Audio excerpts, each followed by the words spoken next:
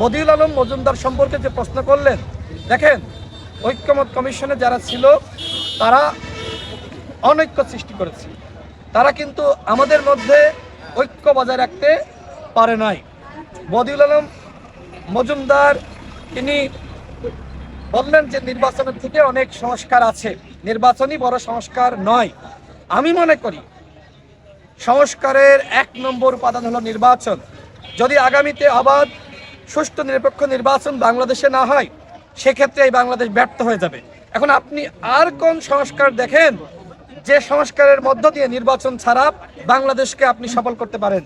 সুতরাং এই সব কথা বলে সরকার বা ঐক্যমত কমিশনে যারা রয়েছে, যারা সরকারের সুবিধাভোগী, তারা নির্বাচন পিছিয়ে 5 বছর ক্ষমতায় থাকতে চায় কিনা সেটি নিয়ে আমার সন্দেহ সংশয় রয়েছে।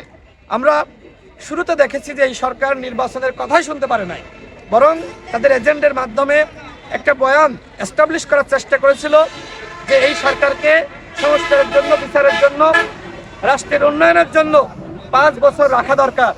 আমি গণসংযোগ করছি, ঝিনাইদহ 2 আসনের প্রার্থী হিসেবে মানুষের কাছে যাচ্ছি। আপনারা এই ঝিনাইদহ জেলার দেশপ্রেমিক সাংবাদিক আমার সাথে থাকেন। কেউ একজন ব্যক্তি বলেছে যে এই সরকারকে 5 বছর রাখা দরকার, শুনেছেন?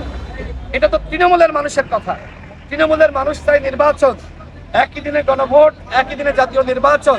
আমরা মানুষের কাছে যাচ্ছি, নির্বাচনের কথা বলছি। সারা বাংলাদেশের মানুষ নির্বাচনের জন্য মুখিয়ে আছে।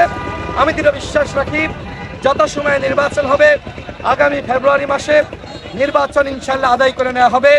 নির্বাচন নিয়ে ভারতীয় চক্রান্ত বা অন্য কোনো দেশের চক্রান্ত থাকতে পারে, কারণ আরেকটি একাগার সৃষ্টি করে শেখ হাসিনাকে বাংলাদেশে ফিরিয়ে আনার জন্য নানান গোষ্ঠী তৎপর রয়েছে। কিন্তু বাংলাদেশে আমরা আর কোনো একাগার হতে দিব না, আওয়ামী লীগকে ফিরতে দিব না, শেখ হাসিনাকে ফিরতে দিব না। শেখ হাসিনাকে ফিরিয়ে আনা হবে আইনের মধ্য দিয়ে।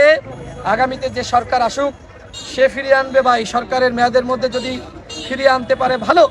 আমরা মনে করি শেখ হাসিনার ফাঁসি কার্যকর করার জন্যই তাকে ফিরিয়ে আনা হবে।